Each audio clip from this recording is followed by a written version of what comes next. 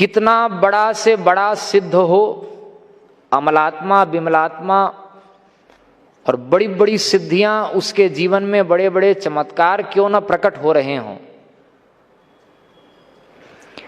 ध्यान से सुनना इस बात को। और वो सब चमत्कार प्रत्यक्ष लोगों के देखने में आए, अनुभव में आए, उसके बाद भी अगर उस चमत्कारी पुरुष के द्वारा कही जाने वाली बातें यदि शास्त्र के विरुद्ध हैं तो दूर से लंबी दंडवत कर लेना चाहिए। एक क्षण भी ऐसे व्यक्ति का संग किया जाए, इसकी आज्ञा वेदादि शास्त्र नहीं देते। वो संग करने योग्य नहीं, उसका संग सत्संग नहीं है, वो सत्संग के नाम पे कुसंग हो जाएगा। उदाहरण क्या है, और सावधान हो जाइए। वेदादि शास्त्र के सिद्धांत की रक्षा के लिए ही भगवान ने बुद्धावतार धारण किया, और बुद्ध रूप से भगवान ने अनधिकृत व्यक्तियों के हाथ से यज्ञ को छुड़ाने के लिए शास्त्रीय याज्ञिक कर्म को जब अनधिकृत लोग करने लग गए तो उसका विस्फोट न हो जाए। अब आजकल के बुद्धिमान लोग कहते हैं भैया तुम इसमें अधिकृत नहीं हो, तुम्हारा अधिकार नहीं है ये करने में। ऐसा कहने पर मुर्दाबाद हो जाता और समाज बट जाता है, क्योंकि अब शास्त्र की मर्यादा लोगों को एकाएक पच जाए ये बड़ा कठिन हो गया।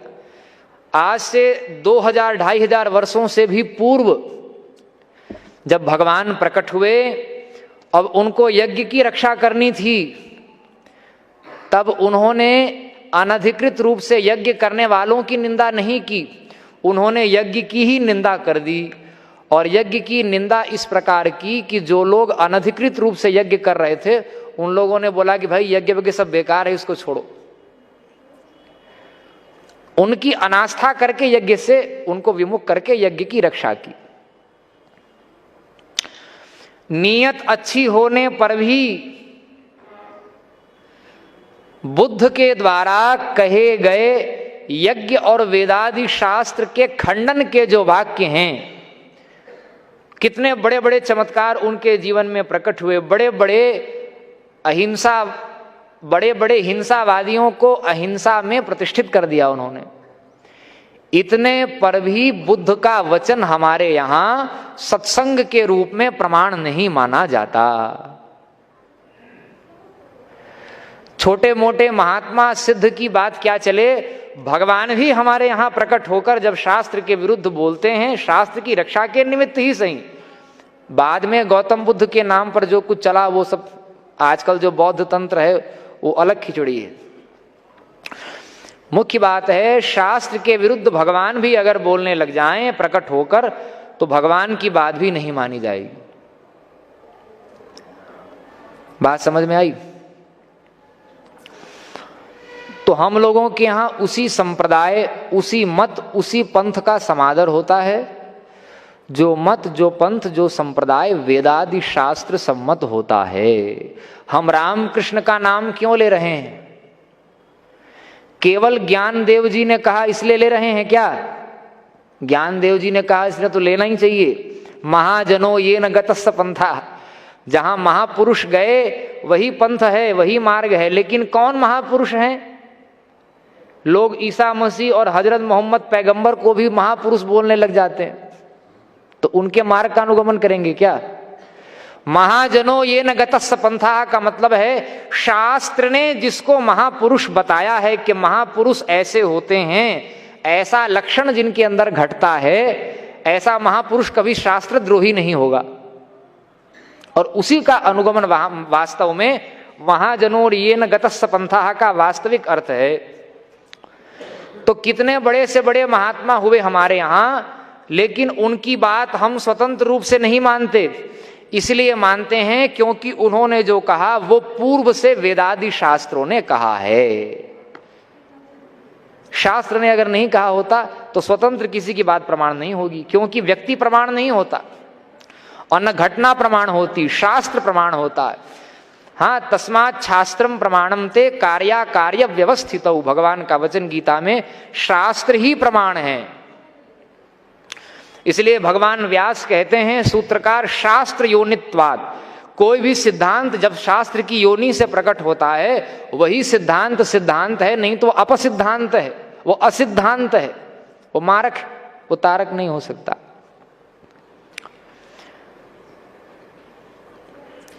तो भगवत पाद शिवावतार आद्य शंकराचार्य भगवान तक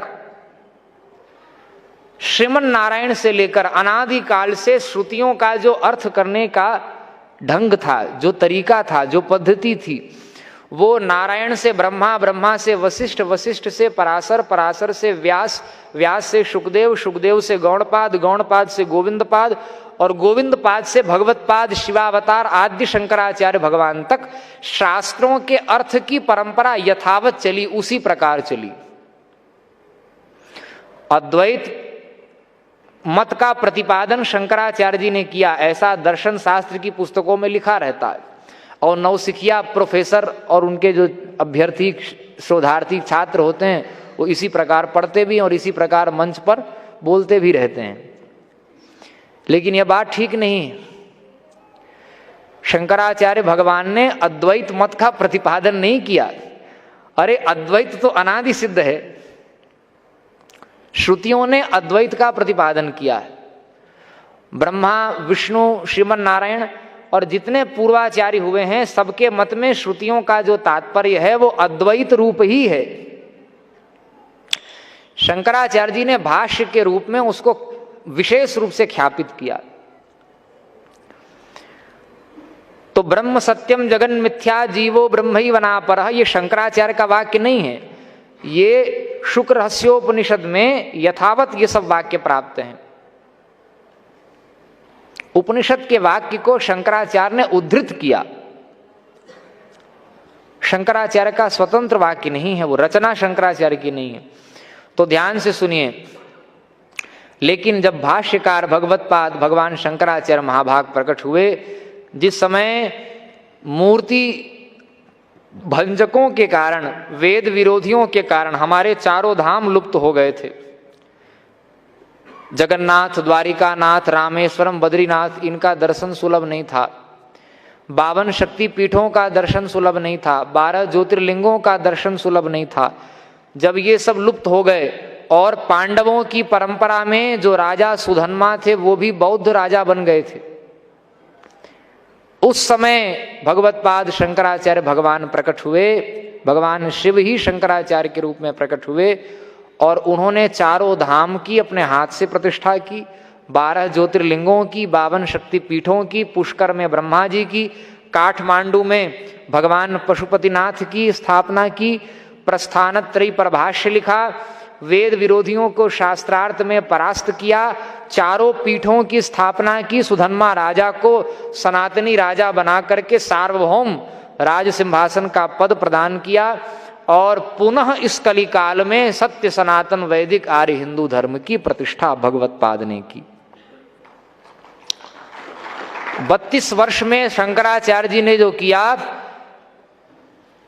वो बड़ा से बड़ा सिद्ध 32,000 साल में भी नहीं कर सकता। वो साक्षात भगवान भूत भावन विश्वनाथ हैं। इसलिए शंकरो शंकर साक्षात, वे साक्षात शिव हैं। कोई मनुष्य कर सकता है ये काम? एक राम मंदिर बनाने में 500 बरस लग गया वापस लेने में, और उसकी भी हालत क्या है ठीक ठीक से विचार किया जाएगा प्रतिष्ठा आदि के प्रकल्प को दे करके तो उसमें कितनी शास्त्रीयता है, कौन यजमान है, तो ये सब कोई चर्चा का विषय ही नहीं रह गया आजकल। आजकल बहुमत का जमाना है, लेकिन शास्त्र बहुमत से नहीं चलेगा। हमारे पूज्य गुरुदेव कहते हैं बहुमत के आधार पर आंख का ऑपरेशन अगर किया जाए और फिर क्या हाल होगा सोचिए आप। तो आद्य भगवान शंकराचार्य महाभाग तक शास्त्रों के अर्थ की परंपरा यथावत थी, लेकिन जब कलिकाल आया तब इतना ऊंचा जो सिद्धांत है श्रुतियों का, एकाएक बहुत ऊंचा सिद्धांत कैसे हाथ लगेगा सबके। इसीलिए बाद के आचार्यों ने उस अद्वैत की सहिष्णुता लोगों में एकाएक नहीं आएगी, उतनी ऊंची स्थिति नहीं होगी। इसलिए उस सिद्धांत जो बहुत गरिष्ठ सिद्धांत है, उस गरिष्ठ सिद्धांत को हल्का किया। जहां तक जीव की गति सोपानक क्रम से, तो द्वैत का आश्रय पहले जीव ले, क्योंकि द्वैत में उसकी बुद्धि फंसी होती है। द्वैत के बाद उससे कुछ ऊपर उठे विशिष्टाद्वैत का आश्रय ले, और फिर उससे कुछ ऊपर उठे अचिंत्य भेदाभेद का आश्रय ले, और फिर उससे कुछ ऊपर उठे द्वैताद्वैत का आश्रय ले, और फिर उससे कुछ ऊपर उठे शुद्धाद्वैत का आश्रय ले, और फिर उससे ऊपर उठे तो केवलाद्वैत में उसकी मति प्रतिष्ठित होने में समर्थ होगी। एकाएक सीधे 10वीं सीढ़ी पर पैर रखना चाहे, यही हम लोग आते हैं चढ़ने के लिए तो पहली सीढ़ी दूसरी सीढ़ी में पैर रख कर आए ना, सीधे 10वीं सीढ़ी पर आएंगे तो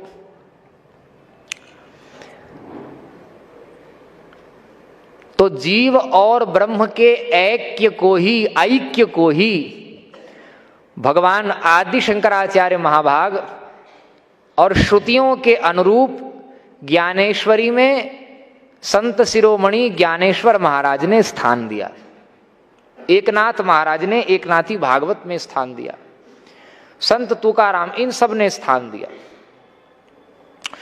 तो वारकरी संप्रदाय की विशेषता क्या है, इस बात को नोट करके रख लेना चाहिए, क्योंकि इस कोटि के सत्संग अब नाटक वाले सत्संग शुरू हो गए, और जहां प्रयास भी किया जाता है तो शास्त्रों का दुर्लभ ज्ञान सर्वत्र परंपरा से सब जगह चला जाए तो बहुत दुर्लभ बात है, कठिन बात है।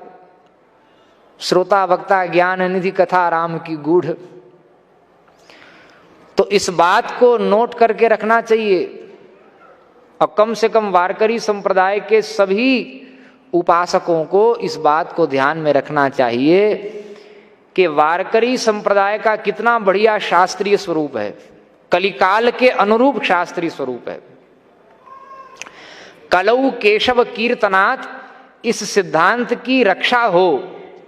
कलि संतरणोपनिषद में, कलिवर्ज्य प्रकरण में, महाभारत आदि में जितने सिद्धांत कहे गए हैं उन सब सिद्धांतों को स्मरण में रखते हुए और शास्त्र का सिद्धांत बाधित न हो, इसका इतना सुंदर सामंजस्य है। श्रीमद् गोस्वामी तुलसीदास जी महाराज ने रामचरितमानस में और इधर वारकरी संप्रदाय में दो जगह ये परंपरा खुल करके प्रकट दिखाई देती है। वो क्या परंपरा है? शंकराचार्य जी के भाष्य में तो वो है ही, लेकिन उनका भाष्य बहुत गंभीर है, कई जन्म लग सकते हैं। शंकराचार्य के भाष्य पर प्रवचन करने वाले लोग तो बहुत हैं, लेकिन प्रामाणिक ढंग से शांकर भाष्य को एक प्रवचन भी कह पाना शांकर भाष्य के आधार पर, ये आचार्य कहलाने वाले लोगों के लिए भी कठिन बात है।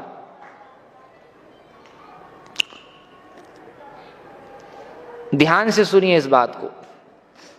सिद्धांत के रूप में बहुत से लोगों ने, हम किसी का नाम नहीं ले रहे हैं, लेकिन बहुत लोगों ने कहा कि भाई अद्वैत को जब मानोगे तो अद्वैत को मानकर भक्ति कैसे होगी? जब जीव और ब्रह्म एक ही हो गया तो कौन किसका भजन करे, कौन किसका अर्चन करे, कौन किसका कीर्तन करे और कौन पालकी यात्रा निकाले?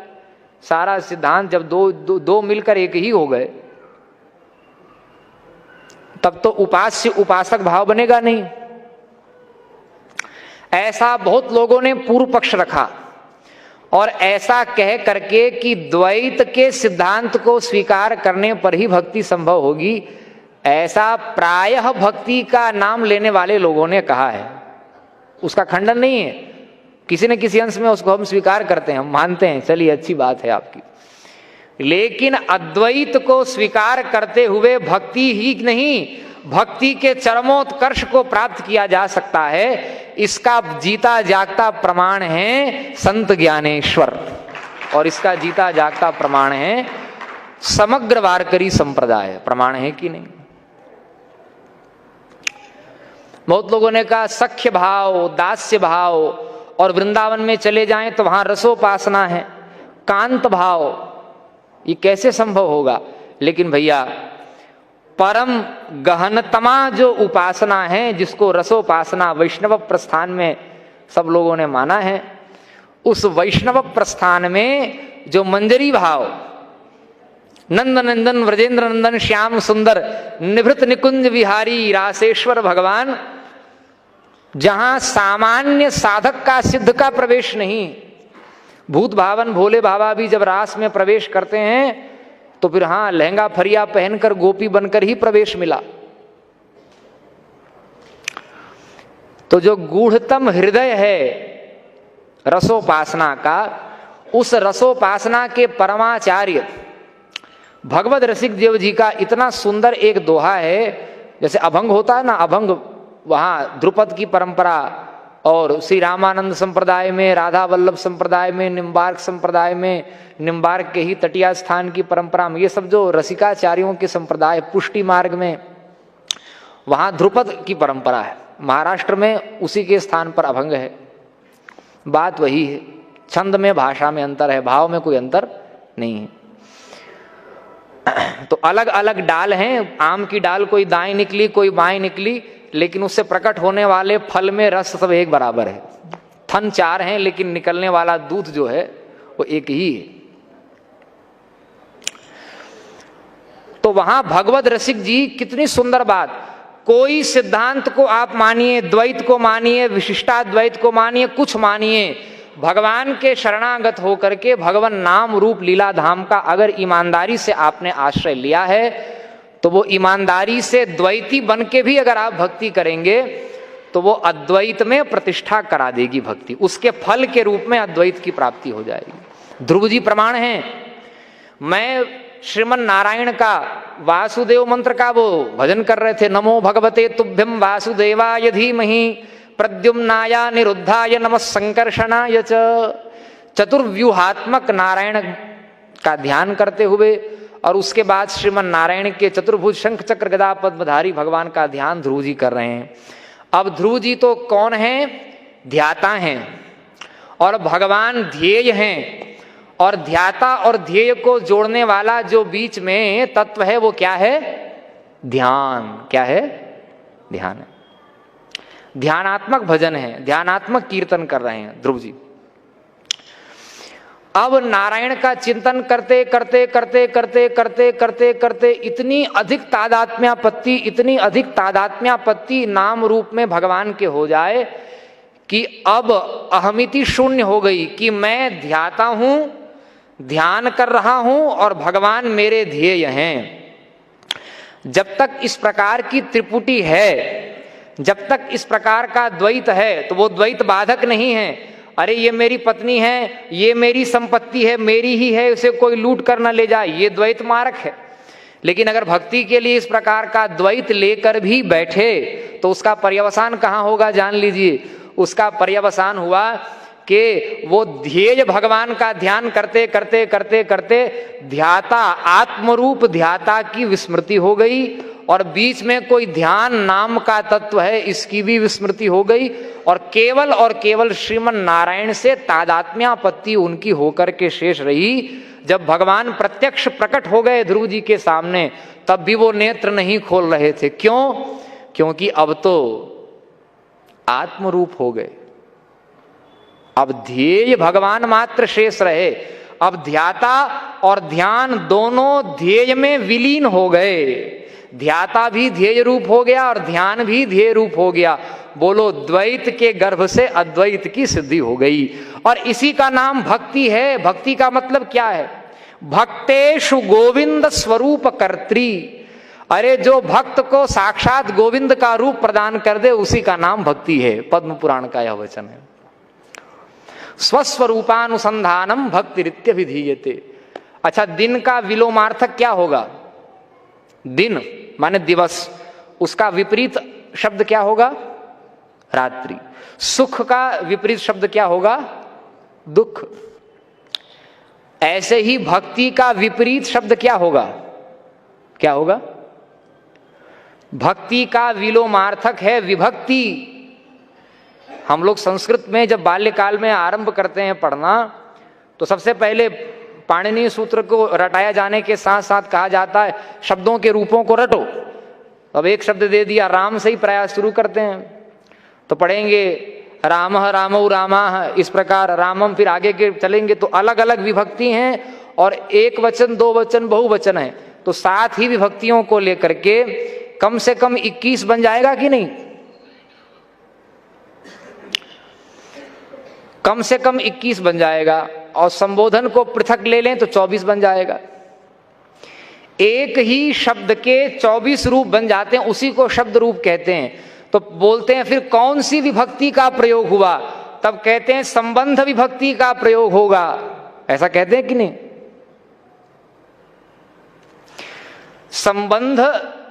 संबंध विभक्तिक प्रयोगो अत्र विद्यते, ऐसा संबंध विभक्ति के संदर्भ में अलग अलग प्रथमा विभक्ति, द्वितीय विभक्ति, विभक्ति का अर्थ ही है एक को अनेक रूप में बांटना, उसको कहते हैं विभक्ति।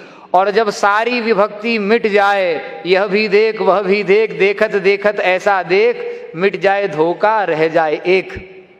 हाँ, सर्वम खलु इदम ब्रह्म वासुदेव सर्वम, केवल आत्म रूप से ही पूरा जगत दिखने लग जाए, ये जो भगवान की शाश्वत प्राप्ति रूपा भक्ति है, पहले वाली भक्ति जहां द्वैत है, वो वास्तव में भक्ति का साधन है, वो पराकाष्ठा की भक्ति नहीं है, वो भक्ति की आरंभिक अवस्था है। जैसे योगश्चित्त वृत्ति निरोध, इस प्रथम सूत्र से ही सिद्ध है कि समाधि रूप ही योग है। यम नियम आसन प्राणायाम प्रत्याहार धारणा ध्यान ये योग नहीं है, समाधि ही वास्तव में योग है। लेकिन अष्टांग योग क्यों कह देते हैं? परंपरा से समाधि तक अगर पहुंचना है, 10वीं सीढ़ी में 8वीं सीढ़ी में पहुंचना है, तो पहली सीढ़ी पार करना पड़ेगा। 8वीं सीढ़ी में पहुंचने के लिए अन्य जो 7 पहले की सीढ़ियां हैं वो भी उपकारक हैं। उपकारक होने के कारण, उपोद्बलक होने के कारण उनको भी योग कह दिया जाता है। वास्तव में समाधि योग है। ऐसे ही सारी विभक्ति शून्य हो जाए, और विभक्ति शून्य जहां ऐक्य हो गया, उसी का नाम विभक्ति शून्य भक्ति है। और उस भक्ति को प्रदान करने में जो आरंभिक भक्तियां हैं, उनको भी भक्ति कह दिया जाता है। और भागवत प्रस्थान में, भागवत के महात्म्य में, पद्म पुराण में, भक्तेषु गोविंद स्वरूप कर्त्री, भक्त में गोविंद को प्रकट न करे, भक्त को ही गोविंद का रूप प्रदान कर दे, ये श्रौत प्रस्थान है। हम गलत अर्थ नहीं कर रहे हैं। ब्रह्मविद ब्रह्मेव भवति, सोई जानहि जेहि देहु जनाई, जानत तुम्हि होई जाई। जो तुम्हें जान लेगा वो तद्रूप हो जाएगा। तद विज्ञात्वा तदेव भवति, उसको जानने के बाद में वही हो जाता है।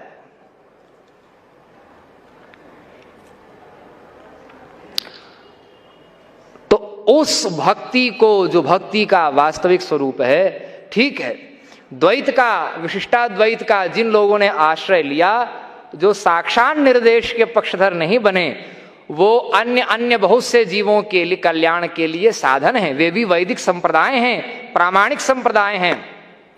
लेकिन श्रुतियों का जो वास्तविक अर्थ है, जो श्रुतियों का चरम परम यथारूप सिद्धांत है, वो सिद्धांत भगवत्पाद शिवावतार भगवान शंकराचार्य जी ने श्रुतियों के अनुरूप अपने भाष्य में यथारूप उसको प्रतिपादित किया।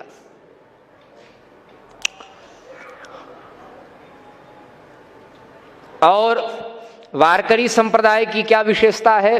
सिद्धांत के रूप में उन्होंने अद्वैत को स्वीकार किया, और साधन के रूप में उन्होंने भक्ति को स्वीकार किया। कितना अद्भुत सिद्धांत! हाँ, सिद्धांत के रूप में अद्वैत को, और साधन के रूप में, और भक्ति का भी ऐसा कोई नवीन पंथ वाला स्वरूप नहीं। भक्ति को मानते हुए भी भगवत्पाद आदि शंकराचार्य भगवान के अनुरूप श्रीमन नारायण से लेकर जितने ऋषि महात्मा महर्षि हुए हैं, सब ऋषियों ने, सभी आचार्यों ने भगवत्पाद शंकराचार्य तक जैसे भक्ति को मानते हुए भी ज्ञान की उपेक्षा नहीं की, उसका पूर्ण समादर वारकरी संप्रदाय में भक्ति को मानते हुए ज्ञान का समादर हुआ, ज्ञान का तिरस्कार। और इसलिए वारकरी संप्रदाय आज भी विकृत नहीं हुआ। बाकी जगह विकृति अब देखने को मिलने लग गई है। ज्ञान के नाम पर फिर अमुक अमुक का खंडन कर दो, अमुक अमुक का खंडन कर दो। और भक्ति के साथ साथ ज्ञान का अनादर नहीं, भक्ति के साथ कर्मकांड का अनादर नहीं, और भक्ति के साथ में योग का अनादर नहीं। कितने बड़े योगी हैं। निर्विकल्प समाधि में स्थित होने के बाद भी अब संत ज्ञानेश्वर महाराज आज भी यहां मूर्तिमान साक्षात विराजमान है। इसके मूल में वेद का कौन सा सिद्धांत है? ये कोई मनमुखी बात तो नहीं है। इसके मूल में कोई ना कोई तो वैदिक सिद्धांत होगा। इसके मूल में वैदिक सिद्धांत यह है कि जिसे निर्विकल्प समाधि प्राप्त हो जाती है उसके प्राणों का लय अंतःकरण में हो जाता है। जब अंतःकरण से प्राण तादात्म्यापन्न हो जाते हैं तब समाधि, और जब प्राण से अंतःकरण तादात्म्यापन्न हो जाता है तब सुषुप्ति, जो हम सबको प्राप्त होती है। प्राण से अंतःकरण जब तादात्म्यापन्न हो जाए तो सुषुप्ति, और अंतःकरण से ही जब प्राण तादात्म्यापन्न हो जाए फिर प्राण निरपेक्ष जीवन होता, उसको समाधि। और उस समाधि में स्थित जो समाधिनिष्ठ महापुरुष होते हैं, 1 इंच भी शरीर हिलेगा डुलेगा नहीं, और 1 क्षण की भी आयु नहीं बढ़ेगी। आयु नहीं बढ़ेगी। समाधि में बैठे 12 वर्ष के थे, 14 वर्ष के थे, 1000 साल बीत जाएगा तब भी शरीर की आयु उतनी ही बनी रहेगी। ये समाधिनिष्ठ महापुरुषों की चमत्कृति है। और शुकदेव जी महाराज परमहंस चक्र चूड़ामणि, आचार्यों के भी आचार्य सनकादि, सनक सनंदन सनातन सनत कुमार, ये जो सनत कुमार हैं, शुक सनकादि, इनकी क्या विशेषता है? ये तो समाधि लगा के नहीं बैठे हैं, चल भी रहे हैं, फिर भी रहे हैं, कीर्तन भी कर रहे हैं, कथा भी कर रहे हैं, विचरण भी कर रहे हैं, उसके बाद भी इनकी आयु क्यों नहीं बढ़ रही है? ब्रह्म से जिस प्रकार की आत्मस्वरूप से आंख बंद करके समाधि निष्ठ हो करके जिस प्रकार की आत्मस्वरूप से तादात्म्यापत्ति समाधि दशा में सामान्य समाधिनिष्ठ महर्षियों की, योगियों की, सिद्धों की जो अवस्था होती है, जागृत अवस्था में भी उस सिद्धि को उतारने की क्षमता शुक सनकादि के अंदर होती है। तो जागते हुए भी वे समाधि निष्ठ रहते हैं, इसलिए जागते हुए भी, जागृत अवस्था में भी उनकी आयु 1 क्षण भी अधिक नहीं बढ़ती। 16 वर्ष के सुखदेव जी हमेशा रहते हैं, 5 साल के सनत कुमार हमेशा रहते हैं। समाधि की सिद्धि जागृत में उतर गई। और इसी शास्त्रीय सिद्धांत के आधार पर हम लोग आज भी श्रद्धा करते हैं ना कि साक्षात ज्ञानेश्वर महाराज वहां पर विराजमान हैं। वो कोई मुसलमानों के तरह कब्रिस्तान थोड़ी है कि मुर्दा गड़ा दिया गया, जो सड़ रहा है, जो स्वयं अपनी रक्षा नहीं कर पा रहा है, भला दूसरों की क्या मुराद पूरी करेगा? वो तो खुद नामुराद है, मर गया बेचारा। अब वो सड़ गया कि नहीं सड़ गया? 100 साल बाद देखोगे तो कोई भी औलिया मौलिया चौलिया जो भी रहा हो, कुछ मिलेगा वहां पर? गड्ढा खोदने पर बदबू मिल सकती है और कुछ नहीं मिलेगा। लेकिन कब्र की पूजा का निषेध करने वाला वैदिक सनातन आर्य हिंदू धर्म, हम लोग महापुरुषों की समाधि में प्रणाम करते हैं जो जीवंत समाधि, क्योंकि वहां वो आज भी सशरीर साक्षात विराजमान है इस भावना से।